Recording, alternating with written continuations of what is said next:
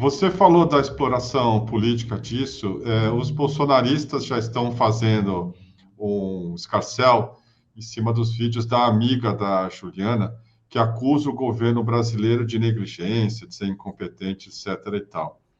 Ela gravou esse vídeo que eu vou passar aqui, que é um troço completamente sem pé nem cabeça, mas está fazendo sucesso aí entre as redes fascistas. Está dando o máximo, mas a gente precisa que o governo brasileiro se posicione como governo brasileiro.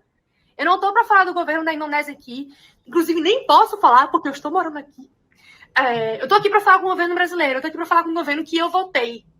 Sou uma pessoa esquerdista, sou uma pessoa que eu votei no meu querido Luiz Inácio Lula da Silva, mas eu sou uma pessoa também que não passa o pano quando estão fazendo merda. Então, esse vídeo não é só para resgatar a Juliana. Esse vídeo é para resgatar todas as mulheres que viajam sozinhas pelo mundo, inclusive eu, que saí do Brasil há 1 ano. Inclusive, pessoas que veem o meu Instagram e têm vontade de viajar. A gente precisa resgatar não só essa menina, mas como todo mundo que numa situação dessa se sente desamparado. Estava conversando ontem com um deputado federal, acordei, não tenho mensagem mais. Eu sei que o fuso horário da Indonésia com o do Brasil é complicado, são 12 horas. Mas no momento desse, a gente espera que você não esteja dormindo também, gente. E acorda, vamos acordar. Tô cansada de ver no meu Instagram só notícia dos Estados Unidos com a bomba e tudo. Beleza, a gente tem um problema gigante no mundo, mas a gente tem um problema gigante no Brasil nesse momento. E esse problema não é só sobre Juliana, é sobre a comunidade de viajantes que viaja sozinho pelo mundo, principalmente mulheres que precisam de ajuda, certo? Então, vamos continuar. Eu quero energia positiva de todo mundo. Esse vídeo é errado por tantos ângulos que é difícil você, né, achar um só. É tudo completamente estapafúrdio. Dá para entender a revolta dela e a gente é solidário, etc. e tal. Agora, não sei o que ela supõe, né? Que o governo tem um programa para resgatar mulheres que viajam sozinhas pelo mundo, não só brasileiras também. E a culpa é do governo brasileiro, porque a Juliana e ela estão lá fazendo turismo numa área altamente perigosa na Indonésia. É fruto de revolta, eu repito, mas é fruto também de muita gente falando para essa moça. Ela faz sucesso quando posta um vídeo desses com os suspeitos de sempre. E aí, claro, faz 1, 2, 3, e quando você vê, o Lula é culpado pela morte da Juliana. É muito louco isso aí. É uma coisa assim, impressionante como é que funciona a lógica das redes sociais. Pois é, Kiko, eu fiquei ouvindo esse vídeo dela aí. Você viu? Também achando mesmo absurdo, mas eu tentei me controlar assim, falei, eu imagino a dor que deve ser que ela está passando. A gente compreende, mas não concorda. A gente entende o que ela está passando, a revolta, a vontade de encontrar um culpado, porque também, né, nós somos humanos e temos esse hábito de tentar procurar uma explicação, uma racionalidade diante do que aconteceu. E sempre projetar essa responsabilidade sobre alguém. É muito isso que ela está fazendo. Porque alguém escreveu no chat que nem ela sabe o que ela está pedindo. Porque ela começa dizendo que o governo não tem culpa, que eu não posso reclamar do governo da Indonésia, que é onde o fato aconteceu, até porque eu moro aqui, ou seja, ela reconhece que supostamente ela está num país, que ela escolheu viver num país no qual ela não pode reclamar do governo. Aí ela diz que então ela vai reclamar do governo que ela votou antes de se mudar para esse país. E esse governo que ela votou faz questão, né, para não levar hate, dizerem que ela é bolsonarista, ela faz questão de dizer votei no nosso querido presidente Luiz Inácio Lula da Silva. Então ele tem que me ajudar. Não, eu não lembro o nome dela. Fulana, eu também votei no Lula. Eu também tenho muitos problemas para serem resolvidos, mas nem por isso eu vou projetar todos eles sobre o presidente da República, que ele tem que vir resolver os meus problemas nesse momento. O que pode ser feito no nível diplomático estava sendo feito, assim como todas as coisas que eu posso questionar do governo brasileiro, que pode resolver meus problemas do dia a dia, eu também questiono. Agora, eu não vou questionar o presidente Lula pelo mau funcionamento de cada coisa que acontece no mundo, porque no final foi isso que ela fez. Repito, eu entendo o desespero do momento. E por isso, eu imagino que até ela mesmo, depois, pensando, né, mais friamente, quando passar a dor da perda, ela vai falar, realmente, o que o Lula podia fazer? Ele mesmo pegar um helicóptero e pilotar para resgatar a amiga dela? Sabe? E aí ela tenta... Eu acho que ela percebe no meio da fala E aí ela tenta dizer qual é a política pública que está faltando, porque afinal, você está cobrando o presidente da República, você deve estar questionando a ausência de uma política pública específica. E aí ela tenta racionalizar dizendo que isso é um problema das mulheres que viajam pelo mundo sozinhas. Então, o Itamaraty deveria, a partir desse raciocínio, ter uma política de acompanhamento de todas as mulheres que pegam um avião e saem do Brasil desacompanhadas. Especificamente, as que vão desacompanhar. Aquelas que vão com um companheiro ou com uma outra amiga, com uma outra pessoa, não precisam dessa política. Só as que vão sozinhas.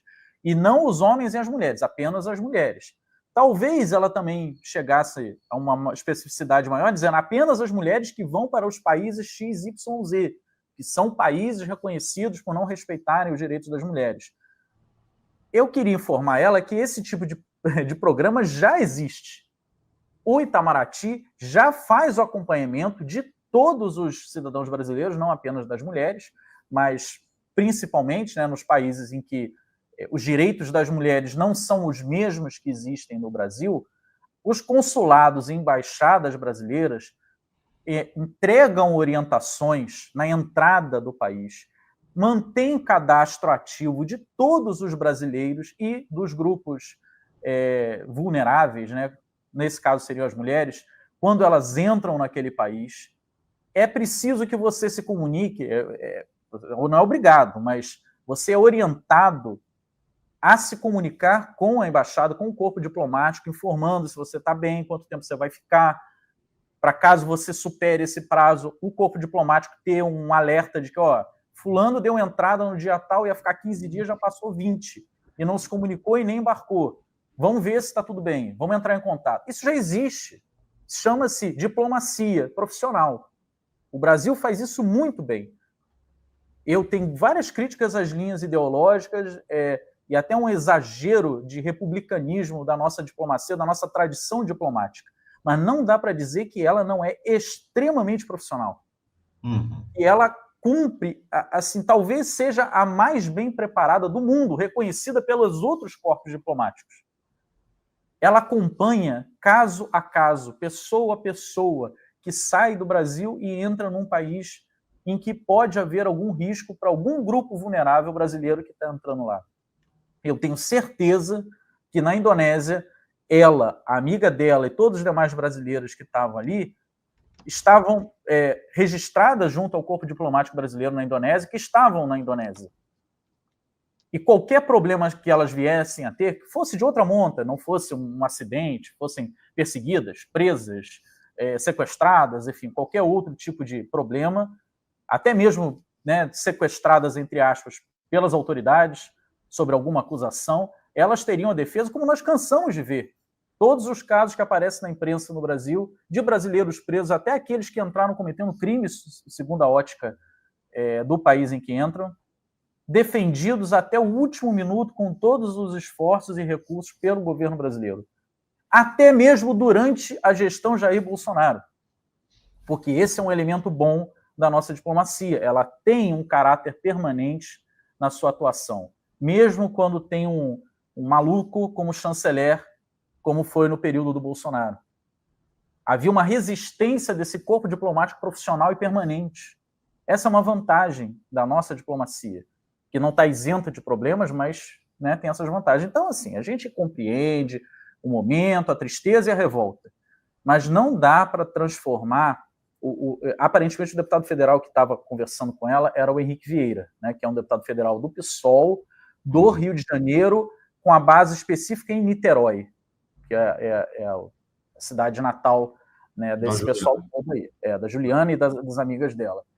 Então, eu tenho certeza que o Henrique, inclusive, além do apoio técnico, político, ele dava um apoio também emocional, espiritual. Quem conhece o Henrique sabe que ele é um pastor progressista, então imagino que ele tenha sido a pessoa ideal para estar acompanhando a família nesse momento. E ela chega a reclamar que está sem notícias dele porque é de madrugada no Brasil.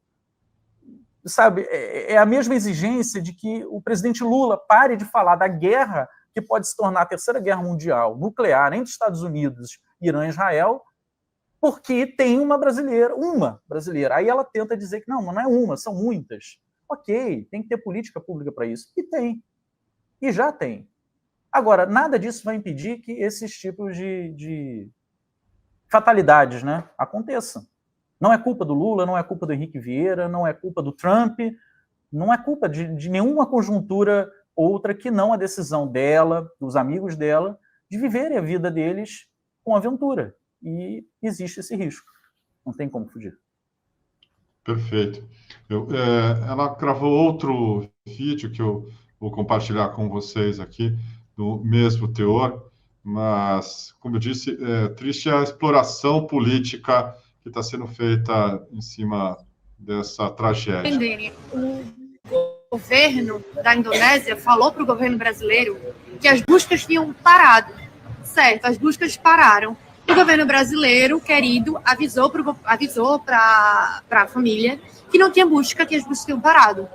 Mas eles não pesquisam, acho que eles não realmente procuram entender o que está acontecendo. Eu acho que eles não entendem que tem uma legião de pessoas que sabem o que está acontecendo nesse vulcão. Então, a gente que está aqui está tentando mostrar que o governo brasileiro está completamente preparado. Que é um despreparo, minha gente, é uma falta de informação, é a falta de credibilidade, que é revoltante. É revoltante. Então, seguimos, mais uma vez, confiando nos anjos que aparecem no caminho e nas pessoas que estão aí passando informação verdadeira.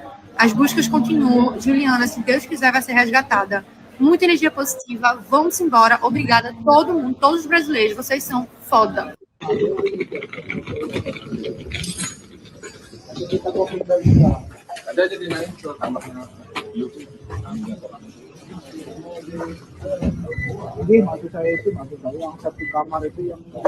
Tem um outro vídeo do pai da Juliana agradecendo o governo brasileiro, o empenho e tudo, que desmente essa moça aí. Samuel, o que fica também muito óbvio nesses caras é a lógica dinheirista, capitalista dessas coisas aí, né? Esse vulcão não é fechado e deveria ser agora, por razões óbvias também, não só luto, mas de segurança, porque dá dinheiro. E dá dinheiro para a gente ali, da iniciativa privada, que molha a mão do fiscal, né, dessa comunidade, ou seja, prefeitura, o que é, e mantém uma atividade que é perigosa e que acumula tragédias. É a mesma coisa lá do balão em Santa Catarina. Esse Monte Rinjani acumula mortes e acidentes. São várias histórias de quedas, torções, com clima instável e trilhas que não são oficiais, mal sinalizadas, guias despreparados. Esse cara aí falou que estava só 3 minutos na frente dela. É mentira, você acho que mostrou isso muito bem. E mesmo assim, 3 minutos numa trilha dessa é uma eternidade. Você fica para trás, ainda mais com neblina. Mas não interessa que isso seja regularizado, porque as pessoas ganham dinheiro em cima disso. E se tem um cadáver no meio do caminho, daqui a pouco ninguém se lembra mais, né? Vai ter mais gente querendo conhecer esse lugar, e aí se perpetua esse ciclo aí que vai acumulando mortes e mortes e mortes. É um troço assim que obedece a essa lógica também, gente interessada nesse esporte, e claro, tem sempre alguém do outro lado.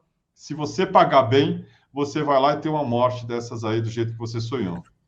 Diga lá. Até tem uma coisa aqui, porque na fala dessa última fala da menina aí, é que ela diz, o governo disse que as buscas pararam, mas as buscas não pararam porque tem anjos que estão nos ajudando, pessoas que vieram de Jacarta e tudo mais. O que o governo brasileiro pode afirmar, e foi o que ele afirmou, as buscas são interrompidas durante a noite, quando as condições climáticas não permitiam, porque isso é informado pelo governo indonésio.